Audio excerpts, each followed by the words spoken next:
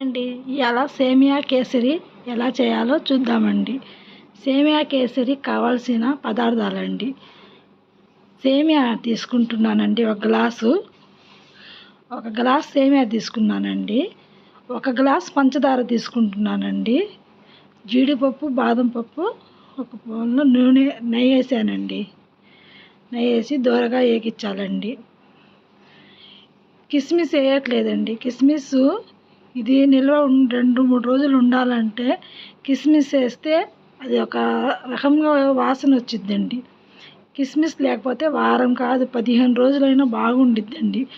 ఇదిగోండి దోరగా వేగించానండి జీడిపప్పు, బాదం పప్పు వేగించి పక్కన పెట్టి సేమియా తీసుకున్నాను అండి. ఈ సేమియా కూడా బాగా దోరగా వేగిస్తున్నానండి.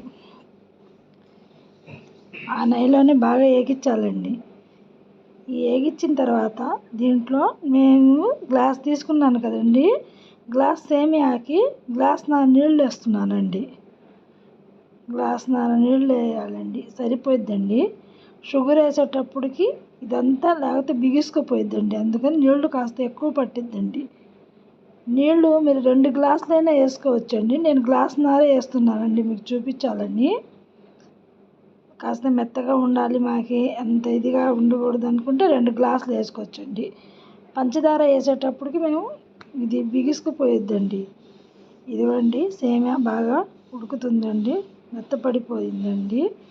ఇది మెత్తగా అయ్యేటప్పటికి సేమియా దీంట్లోనే పంచదార మేము ఇందాక తీసి పెట్టాను కదండి, ఆ గ్లాస్ పంచదార వేస్తున్నానండి. మీరు తీపి ఎక్కువ తినరు, తక్కువగా తింటారు అనుకుంటే కొద్దిగా తగ్గించుకొని వేసుకోండి.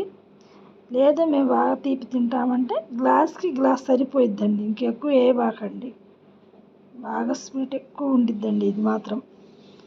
అంత స్వీట్ తినలేని వాళ్ళు కొద్దిగా తగ్గించండి. ఇదిగోండి 2 యాలక్కాయలు వేసానండి. పాలు ఏం వేయట్లేదండి. మేము ఉంటే షిరి సేమియా అంటామండి.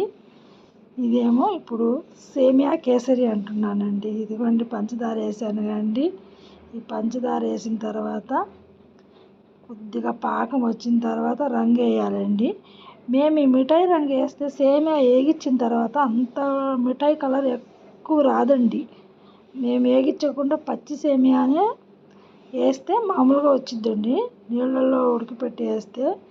ఇదిగోండి రంగు మాత్రం అంత ఇది కాలిన సేమియాలో ఈ రంగు వేసేటప్పటికి ఆ రంగు ఇది సరిపోయిద్దండి. ఇదిగోండి బాదం పప్పు, జీడిపప్పు దోరగా ఇచ్చేసాను కదండి, వేగించి పెట్టుకున్నాయి, ఇవి కూడా యాడ్ చేశానండి.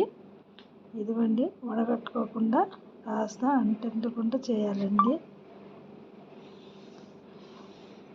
ఇదిగోండి అయిపోయిందండి, ఇంకా స్టవ్ ఆపేద్దామండి. ఇదిగోండి రుచికరమైన సేమియా కేసరి రెడీ అండి.